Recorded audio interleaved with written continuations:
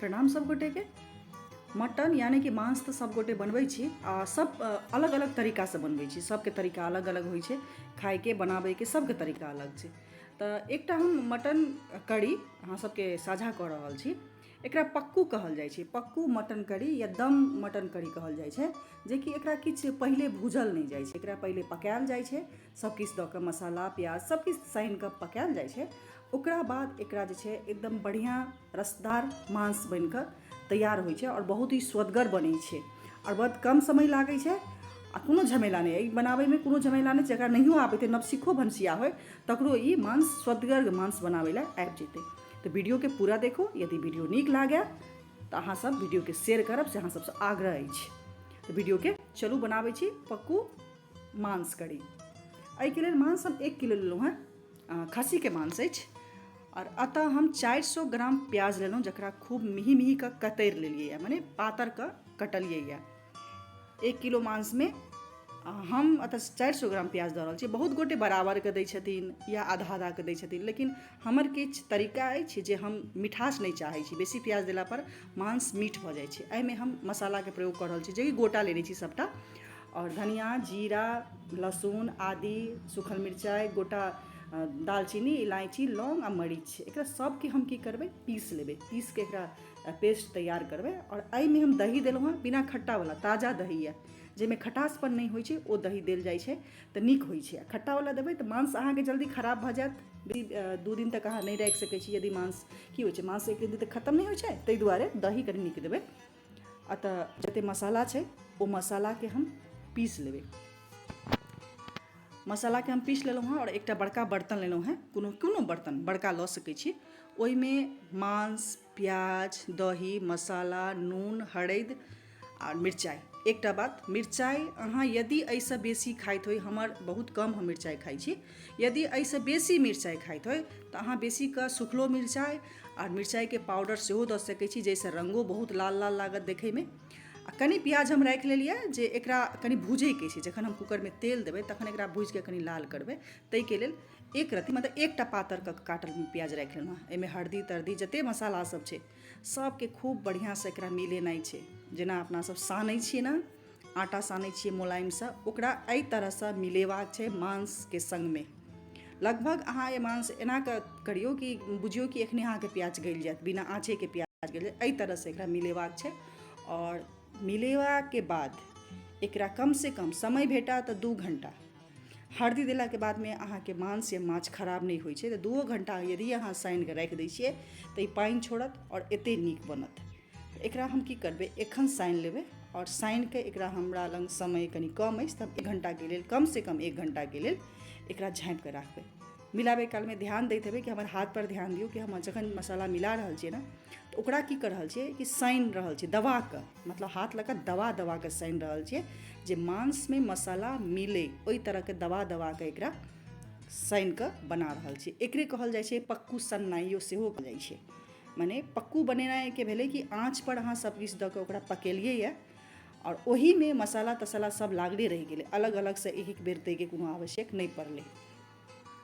एना कऽ कऽ हम 1 घंटा एकरा झाँपि देलियै यऽ।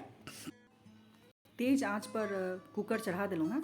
अतः हम छोटका कुकर 3 लीटरके कुकरके प्रयोग कर रहल छी। अहाँ कहबै जे 1 किलो मांस छै और मसाला उसाला मिला के एहिमे हेतै कि नहीं हेतै, लेकिन की छै एहिमे देलाके बादमे मांस गलि जेतै और प्याजो गललाके बादमे एहिमे आरामसँ भुजा जेतै। तऽ तेल हम 100 ग्राम सरिसोके तेल देलहुँ हैं। सरिसोके तेलमे बहुत नीक मांस बनै छै, मांस कहियो बनाबी तऽ सरिसो तेलमे बनाबी। अतः गोटा मसाला हम देलहुँ हैं, जेना लौंग इलायची 2-3 टा लौंग 2-3 टा इलायची दालचीनी 1 टुकड़ा और 1 चम्मच हम जीर देलहुँ। और एकटा प्याज जे खूब मिही कऽ हम कतरि के रखने छलहुँ ने, जे हम कहने छलहुँ जे बादमे काज लगतै, तऽ ई हम एहिमे देलियै यऽ। और एकरा गोल्डन ब्राउन यानी कि सुनहरा होइ तक लगातार चलबिते कऽ कऽ एकरा भुजनाइ छै, लाल करनाइ छै प्याजके। प्याजके एक कौर लाल नहीं करनाइ छै, मने भुजते रहबै तऽ अहाँके खूब नीक अहाँके लाल भऽ जायत। और छोड़ि देबै तऽ की होइ छै कि अहाँके लाल भऽ जायत, दोसर तरफ जे रहतै से प्याज काँचे रहत या तऽ जरि जायत। तऽ ओ चीजके ध्यान रखै छै कि अहाँ अगर गोल्डन ब्राउन जकरा कहै छै, ये सुनहरा जकरा कहै छै, अगर ओहन प्याज बनाबै छी ने तऽ मांसमे सचमे बहुत नीक स्वाद आबै छै। ओना मांस बनाबैके अपन अपन सबके तरीका अलग अलग होइ छै। ककरो कोनो मांस नीक लागै छै, ककरो कोनो मांस, केओ तऽ बुझिते ओकरा मतलब भुजैत रहै छथिन आओर कड़ा खाइके सेहो ककरो आदत रहै छै। लेकिन ई जे पक्कू जे होइ छै ने से पूरा सीधल रहै छै, पूरा सिद्ध भेल रहै छै, एकरा मतलब अथी करैके नहि जरूरत छै। तऽ प्याज देखियौ बढ़िआँसँ लाल भऽ गेलै, बस एहन प्याज चाही। आ एहिमे जतेक मिला कऽ रखने छलहुँ हेँ मांस सब से हम दऽ देलियै। आ देखबै 1 घंटाके रखलाके बाद कतेक मोलायम भऽ गेलै, एकदम नरम गलि जाइ छै एकदमसँ। एकरा ऊपर नीचा कऽ कऽ एक बेर मात्र मिलेनाइ छै, भुजनाइ नहि छै। एक बेर नीचा ऊपर कि ऊपरके नीचाके जे मसाला सब छै से ऊपर आबि जाय आओर सब एक बढ़िआँसँ मिल जाय, तेना कऽ दै छै। ओना एहिमे आब जेना हम एहिमे सीटी लगेबै, 3-4 सीटी लगेबै, लेकिन एहिमे पानि दै कोनो आवश्यक नहि छै। लेकिन की छै, कखनो कालके की होइ छै कि मांस अगर पानि नहि छोड़लक, कोनो ठेकान नहि छै कि दोकानमे केहन मांस अहाँके भेटत ओकर गारंटी अहाँ नहि लऽ सकै छियै। बेसी दोकानमे पानि देल मांस भेटै छै आ कोनोमे नहि देल रहै छै। नहि देल तऽ आर बढ़िआँ, कि देले रहै छै। तऽ तैयो रिस्क नहीं लऽ कऽ हम 1 कप पानी में देलहुँ हँ। एक हम सीटी तेज आँच पर 4 सीटी लगेबै। 4 सीटी लगेलाके बाद आँचके कम कऽ देना छै 5 मिनटके लेल। 5 मिनटके लेल आँचके कम कऽ देलहुँ हँ। आब एकरा सीटी प्रेशर भीतरके जे रहै छै तकरा हम निकालि लेलियै। 4 सीटी लगलाके बादमे 5 मिनटके लेल हम एकरा कम आँच पर रखलियै। तकर बाद एकरा हम सीटी निकाललियै। ई एखनो अहिना भरल सीटी छलैया, लेकिन निकाललियै और एहिमे देखियौ पानि पूरा छोड़लकैया। एकरा की भेलै, मसाला सब सिद्ध भऽ गेलै, मांसमे सब मसालाके स्वाद चलि गेलै। आब एकरा भुजनाइ छै। एकरा हम आँच पर चढ़ेबै और एकरा लगातार रस सुखाइ तक सुगंध बढ़िया, जखने अहाँ भुजऽ लगबै ने तखने अहाँके मांसके जे ओरिजिनल सुगंध छै से अहाँके फैलऽ लागत। जखन तक सीटी मारबै तखन तक अहाँके नहीं बुझायत, लेकिन एना कऽ सीटी निकाललाके बादमे आँच पर चढ़ेबै और लगातार चलबिते एकरा भुजबाक छै, रसके सुखेबाक छै। ऐसे की हैत, स्वादिष्ट रस बनत, मांस भुजात और मांसमे सार मसाला अहाँके घुसि जायत, जे कि बहुत नीक लागत। एहिमे कश्मीरी लाल मिर्च छै। कश्मीरी लाल मिर्चमे एक रत्ती करू नहीं होइ छै, देखैमे नीक लागै ताहि दुआरे। मिरचाइ तऽ मात्र हम 6टा देलियै यऽ, सूखल मिरचाइ सएह। करूके मात्रा एतबी देने छियै, बाकी कोनो मसाला एतेक नहीं देने छियै जैसे कि करू है। मीट मसाला हम 1 चम्मच दऽ रहल छी, एहिसँ सुगंध बहुत नीक लागै छै। एहिसँ तऽ दियौ, नहीं तऽ नहियो देबै तऽ कोनो एहन आवश्यक नहीं छै। लेकिन सुगंध बहुत नीक आबै छै मीट मसालाके, जे पैकेटवला बाजारमे भेटैया नीक कंपनीके, कोनो भी बढ़िआँके नीक कंपनीके मीट मसाला, बहुत नीक सुगंध आबै छै। एकरा ऊपरमे दऽ देलियै। मांस बनि कऽ तैयार भऽ गेल छै। यदि अहाँके चाही तऽ एहिसँ कनि आर रस सुखा कऽ भुजलाहा मांस अहाँ राखि सकै छियै। पानि दैके कोनो आवश्यक नहीं छै। रस लदबद जकरा कहै छै, रस लागलवला मांस। आ नहीं एहिसँ पातर रस खाइत होइ, झोरगर खाइत होइ तऽ एहिमे 1-2 कप पानि अहाँ दऽ सकै छी अपन आवश्यक हिसाबसँ। ओहि हिसाबसँ नून मिरचाइ अहाँ कनि बेसी कऽ लेबै। ओना हम 1 किलोमे 2 चम्मच नून देने छलहुँ। तऽ यदि अहाँके नूनके आवश्यक पड़ै तऽ एहिमे नून आ मिरचाइ, हम बार बार कहै छी जे ओ अपन स्वादो हिसाबसँ होइ छै।